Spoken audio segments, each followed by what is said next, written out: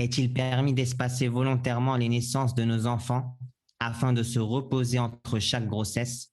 Et si cela est permis, quelles sont les conditions? On a posé cette question à Cheikh Ben Baz. Je lis, quel est le jugement islamique concernant le contrôle des naissances par l'utilisation de pilules contraceptives ou de stérilés ou de toute autre chose qu'Allah vous récompense? Et quel est le jugement pour empêcher définitivement la grossesse après un certain nombre d'enfants?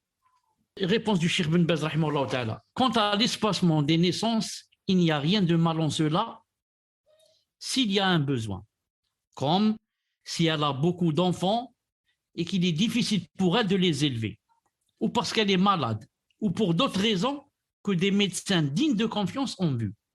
Il n'y a aucune objection à ce qu'elle empêche la grossesse pendant 1 an ou 2, et ainsi de suite, jusqu'à ce qu'elle soit debout pour qu'elle puisse élever ses enfants, ou jusqu'à ce que la maladie soit diminuée chez elle. Mais sans besoin, non.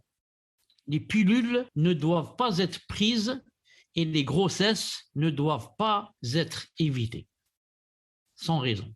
Parce que le Tout-Puissant, Allah le Tout-Puissant nous a légiféré les causes de l'augmentation de la progéniture. Et parce que la grossesse est la grâce d'Allah Azzawajal sur le serviteur, c'est une grande ni'ma qu'Allah te donne. C'est une grande ni'ma qu'Allah te donne, ça c'est moi qui l'ai dit. Cheikh a dit, et parce que la grossesse est la grâce d'Allah sur le serviteur. Sur le serviteur. Et l'enfant apporte sa subsistance avec lui, le risque.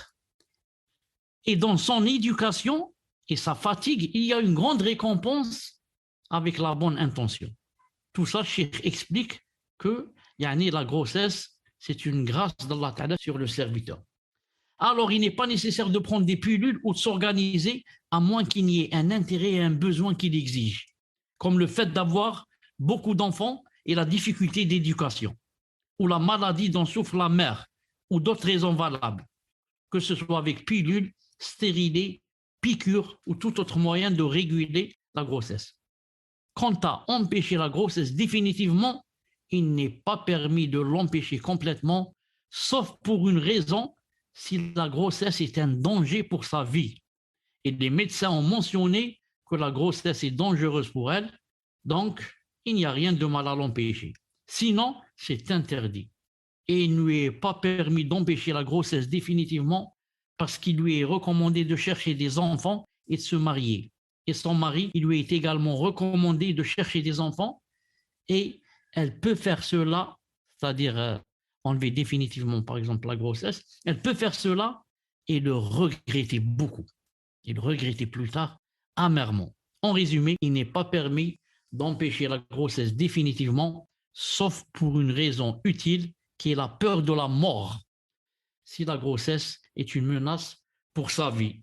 Ça veut dire à part cela, ce n'est pas permis. D'après ce que voit le cheikh, bi'idnillahi ta'ala.